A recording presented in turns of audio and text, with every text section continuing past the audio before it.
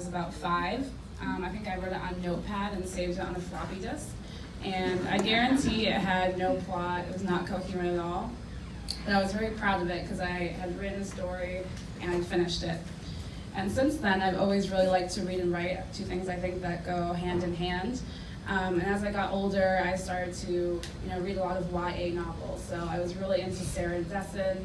I thought like Holden Caulfield was my soulmate. And I read a lot, and I started to try and write things that emulated the things I was reading. So I probably started my first book when I was maybe 11 or 12.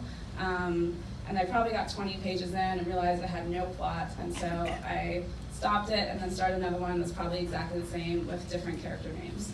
And this went on for a while until I decided to do something more practical, which was go to college, become an econ major, and become a strategy consultant. Mostly pushed by my parents, who were like, writing is not a career. But in that time, I would sometimes go home and I would go back and read these things I'd written when I was 15, and a lot of them were garbage.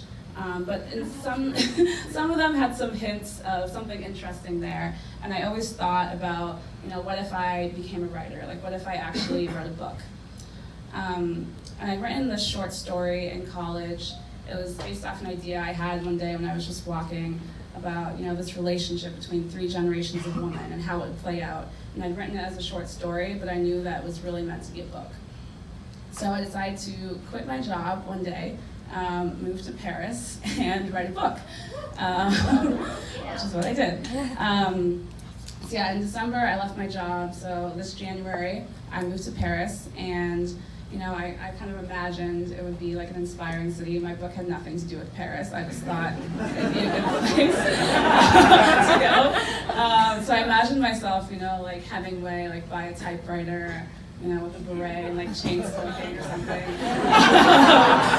Just, I don't know why, it was the 1940s in my vision. So yeah, I got to Paris, I found a little Parisian cafe, I pulled out my diary, I had like all my pens, I had like my €7 latte, and I remember writing, "Dear Diary, I should probably figure out just what the fuck I'm doing." Because I realized I had absolutely no plan. I'd booked a one-way ticket to Paris, I rented an Airbnb, which was described as a 1-bedroom on the top floor. It was really basically an attic crawl space where it had like 1 maybe square meter of standing room, but other than that, you couldn't really move around. So my living situation was not great. I had no plan. I realized I didn't know how to write a book. It's kind of the first time in my life I started something without, clear instructions. So obviously I turned to the internet. I Googled how to write a book several times. Got some great advice there.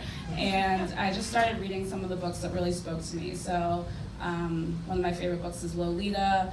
I read a little bit of The Picture of Dorian Gray. I read some Jane Austen, and I'd read those books and be like, wow, I really cannot do this. I don't know why. I quit my job. I will never compare to these people. So after a while of going in this circle, I finally found a blog on the, one of like the 8 list for 8 tips for writers who want to write 4 books by the time they're 10 or something like that. And there was this one quote that said, it comes down to whether your desire to write is greater than your fear of writing. And that really spoke to me, because it's like, I came all this way, I need to at least try. And that motivated me to finally start. So I did start, like a good consultant. I made, objective, timeline, some structured goals for myself. And my goal was to do 1,000 words a day, every other day. And that was like, I can finish this book in 6 months. And so I started writing, and I realized it was harder, it was easier said than done. There was a lot of days where I couldn't think of anything to write. There were days where I wrote 2,000 words, and I was like, this is great. And then the next morning I would wake up and be like, this is all garbage, and delete it. There were days when I opened my Word document, and then I closed it and watched like 10 episodes of That 70s Show, which is like not even a good show at all, but I had nothing else to do. And there were a lot of days where I just went out drinking because I was in Paris, and that seemed like an easier option. But eventually I kind of got into a rhythm. I met the deadlines I had imposed for myself. I got to meet an artist community, and they were really helpful in helping me stay focused. And so finally, there's one day I driven out to the countryside with some friends I'd met, and I was writing, and I was like in this beautiful don't know, green area. It was not really a forest. And I typed the last word. And it was really a shock to me because I didn't think I would ever get there. And so I got to that last word, and I got really drunk, and then I thought about just deleting the whole thing. I told so many people about this book, and then suddenly they wanted to read it, and that thought terrified me even more than starting the book in the first place.